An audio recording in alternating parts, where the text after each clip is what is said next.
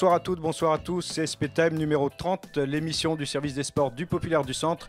Et pour ce nouveau numéro, nous accueillons notre invité, l'ex-pivot du Limoges CSP, champion d'Europe 1993, Franck Butter. Merci Franck d'avoir répondu à notre invitation, sois le bienvenu. Bonsoir. De rien, bonsoir. Et pour nous accompagner, les spécialistes basket du Populaire du Centre, Mathieu Marot et Kevin Cao. Messieurs, bonsoir. Bonsoir. Bonsoir. Au sommaire de ce CSP Time numéro 30, nous commencerons par débriefer la lourde défaite du Limoges CSP qui s'est incliné 109-87 dimanche face à Dijon. Le deuxième quart-temps, nous étudierons les perspectives sportives immédiates du Limoges CSP avec un déplacement plus que périlleux à Gravelines dès vendredi. Le troisième quart-temps sera celui du débat et nous nous interrogerons pour savoir jusqu'à quel point une lutte interne au sein d'un club peut influer sur le sportif. Dans le quatrième quart-temps, nous enchaînerons avec une interrogation, savoir si le ressort ou pas est cassé pour Limoges CSP, s'il y a encore une perspective de play-off pour cette équipe. Et nous conclurons par les traditionnels top et flop. CSP Time numéro 30, c'est parti. On commence donc tout de suite par un retour sur ce match de Jeep Elite qui s'est conclu dimanche par une belle déculottée pour le Limoges CSP. En Bourgogne, c'était à Dijon. Alors Mathieu, tu étais là-bas. Clairement, le CSP n'a pas existé dans ce match et le dernier quart-temps, c'était carrément la débandade. Oui, je pense que ça a été le pire match du Limoges CSP cette saison, toute compétition confondue. Parce que c'est vrai qu'il n'y a que 6 points de retard pour Limoges à la mi-temps, mais déjà, ils auraient dû en avoir une quinzaine, à mon avis, de retard. Et surtout, à la fin, c'est n'importe quoi. Ils ont lâché 109 points encaissés, c'était plus arrivé depuis 2003. Enfin, c'était affligeant. Franck, il y a beaucoup de choses qui ont interpellé sur ce match qu'on n'a pas forcément compris, des attitudes, pas mal de choses. C'était difficile de cerner cette équipe quand même de Limoges. Oui, surtout que d'entrée de jeu, je ne sais pas pour vous, mais pour moi, j'ai senti qu'on allait passer à la trappe. Quand on voit que je crois que cette deuxième action, on voit Axel Julien rentrer dans la raquette et péter un dunk. Et là, je me dis, wow, rien que cette action-là, je me suis dit, on va galérer. Malheureusement, c'était la réalité. Donc, on a vu effectivement un Limoges qui pour moi, n'a jamais nous a donné l'envie de se dire c'est bon, ils vont passer devant. On les a toujours, ils ont subi. Il n'y a pas eu un joueur qui a réveillé un petit peu ses collègues ou quoi que ce soit. On les a vus vraiment sans aucune solution. On a vu une défense, mais qu'on n'avait pas vu jusqu'à maintenant, qui était catastrophique. On changeait, donc le petit se retrouvait avec des grands dessous. Et ce que je me dis, mais eux, ils arrivent à le faire. Pourquoi nous, on n'arrive pas à le faire? On tombe sur des joueurs qui sont méconnaissables par rapport à une certaine période, quand il y a eu le changement de coach. Donc là, je me dis, c'est hyper inquiétant parce que là, on rentre dans le dur parce qu'on a une période un petit peu facile, je dirais, par rapport à ce qu'on a connu, où il y a eu changement de coach, donc on a eu des résultats, ça nous a redonné l'envie et des attitudes. On a vu des attitudes qui ont été super intéressantes. Et puis là, on ne reconnaît plus le Limoges CSP. Kevin, Franck le disait, il y a des problèmes en défense, on l'a vu, mais il y a aussi des problèmes en attaque. Est-ce que quelque part, la paire de meneurs, elle est dans le dur, mais comme beaucoup de joueurs de Limoges CSP, est-ce que aussi elle porte une part de responsabilité sur les difficultés offensives de cette équipe de Limoges? Jordan Taylor a été l'homme du renouveau pour le CSP. On a beaucoup parlé du changement de coach qui avait fait basculer une série positive pour le CSP, mais je pense que Jordan Taylor y était pour beaucoup. Là, force est de constater que depuis la trêve, c'est son cousin qui joue même son arrière-cousin qui joue sur le parquet. Il est en grande difficulté, ajouté aux difficultés récurrentes, et on l'a dit depuis le début de la saison, de Jonathan Roussel qui a dû faire 4-5 matchs de bons depuis le début de la saison. Ça fait que nos meneurs sont à la rue, et face à par exemple un Holston, il n'y avait pas comparaison et le Limoges CSP n'a pas pu exister dimanche, quoi. Il n'y a pas que face à Holston, même quand ils ont fait rentrer le petit Weber, il n'y a pas eu vraiment de baisse de régime de la part de la JDA. Alors c'était moins flagrant que quand il y avait Holston, parce qu'Holston il a humilié Limoges à lui tout seul, mais c'est vrai qu'aujourd'hui on a l'impression que le CSP peut arrêter aucun meneur de Jeep Elite. Surtout aussi, ce que je vois, c'est bon, même si Chassin est un bon joueur, mais on voit un gars comme ça qui met 20 points. C'est un gars qui, dès l'instant où on joue physique contre lui, il va s'écarter, il va reculer. Le mec, il va pas. Bon, voilà, c'est normal, il est jeune. Et on n'arrive pas à trouver des solutions.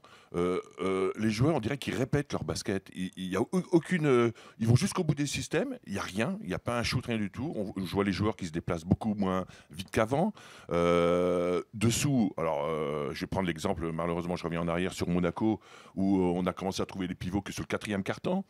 c'est une équipe, on se disait, l'histoire de Samardo, bon, ça reste l'histoire de Samardo, ok, d'accord, mais j'ai l'impression qu'à Limoges, pourquoi on se fait chier, excusez-moi l'expression, de trouver un pivot. On joue sans les pivots.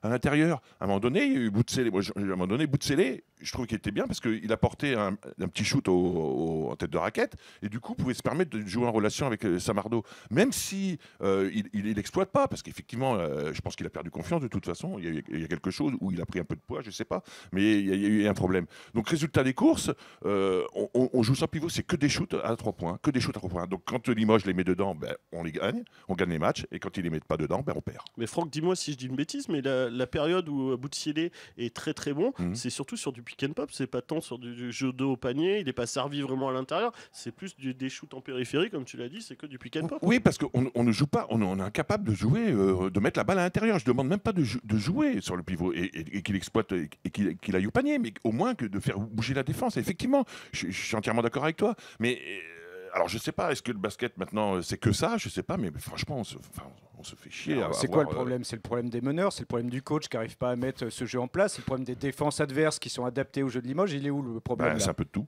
Déjà, on peut constater que cette équipe, elle est si on peut parler d'équipe, c'est des efforts individuels, c'est une équipe désunie, quoi. Il y en a 2-3 qui vont faire les efforts sur une séquence. Et après, qui vont se frustrer. Par exemple, on peut penser aux pivots qui vont se frustrer à un moment donné. On peut penser à Bouteille qui va se frustrer à un moment donné.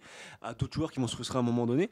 Et du coup, tu peux pas gagner un match à 2-3 joueurs et avec des efforts désordonnés et individualistes, quoi. Non mais Limoges aujourd'hui c'est trop soft, même sur le banc de touche on voit l'attitude de François Perronnet qui au départ dans la série quand tout allait bien on voyait un homme motivé sur le banc qui haranguait ses joueurs, qui convoquait des temps morts, qui pétait un câble, qui recadrait tout le monde. Même là dans cette période où rien ne va, même lui il est amorphe, on a l'impression qu'il réagit plus.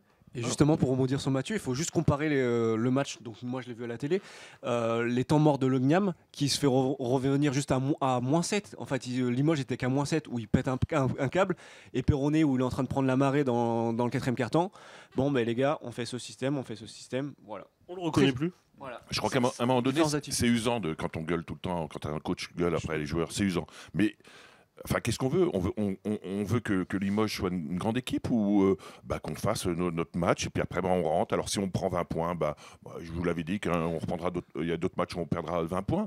Non, à un moment donné, je me dis, il n'y a pas un joueur qui est capable de montrer qu'il en a ras-le-bol. Ça doit être sur une défense peut-être agressive, sur une grosse faute ou quoi que ce soit. Non, il n'y a personne. On dirait que les mecs, c'est leur attitude et on n'a pas besoin de faire des entraînements et des trucs super techniques si on n'a pas envie. Si on n'a pas envie, ça se voit sur le terrain et ça se traduit. Je vois que les joueurs ont le ballon, on ne sait pas si ça veut ce qu'il faut en faire, s'il faut le faire la passe. Non, on va shooter. Il y a des shoots de prix, il y a des trucs des fois, mais c'est de la bouillie. Ça fait mal au ventre. Alors, est-ce qu'il n'y a pas aussi un problème de gestion là? J'ai regardé un peu le calendrier entre le match de Leaders Cup que Limoges perd mi-février.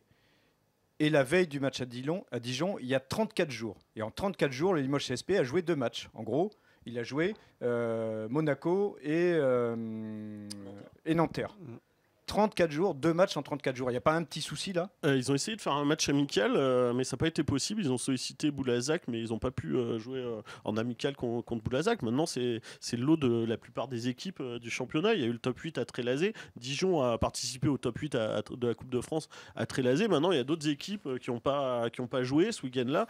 Tout le monde n'a pas pris 25 pions et surtout 109 points dans la figure ce week-end. Hein. Alors, il y a 2 choses. C'est qu'on se dit, parce qu'en plus, il y a eu un match entre, et après de nouveau une trêve pour la Coupe de France. Il y a 2 choses. On se dit, c'est bien d'avoir du repos, d'avoir une coupure, d'avoir du repos pour pouvoir après aller loin au niveau des playoffs, parce que la saison n'est pas terminée. Donc, ok. Et après, on se dit aussi, c'est bien d'avoir du repos, pas de match pour pouvoir travailler. Au jour d'aujourd'hui, je ne vois pas s'il y a du travail qui a été fait. Peut-être, je ne sais pas, mais pour l'instant, il n'en sort rien. Donc la question, c'est de savoir où est le hic. Est-ce que c'est Je te rejoins quand tu as dit que l'entraîneur, je trouvais, moi j'étais super content quand les premiers matchs qu'a fait le coach Perronnet. J'ai trouvé les attitudes super et tout ça. Il arrêtait le mec au lieu d'aller sur le banc, il lui disait une ou 2 choses et tout ça. Il recadrait les joueurs gentiment et tout ça. C'était très très bien. Mais on dirait que il faut pas se froisser les joueurs, il faut pas les. Et à un moment donné, enfin, il faut foutre des coups de pied au cul, parce que quand on voit les attitudes, moi, ça me fout en l'air. Et bon, j'imagine, je suis pas le seul dans ce cas-là, hein, malheureusement. Merci Franck. Donc le message est passé, des coups de pied au cul pour les joueurs du Limoges CSP. Ça n'a jamais fait de mal à personne. Hein. C'est la fin de ce premier quart-temps déjà. Voilà, c'est terminé. Rendez-vous sur le site internet lepopulaire.fr, sur notre page Facebook Le Populaire Sport. N'hésitez pas à commenter et à partager. Merci Mathieu, ça me manquait. Et rendez-vous pour le deuxième quart-temps dès demain. Salut.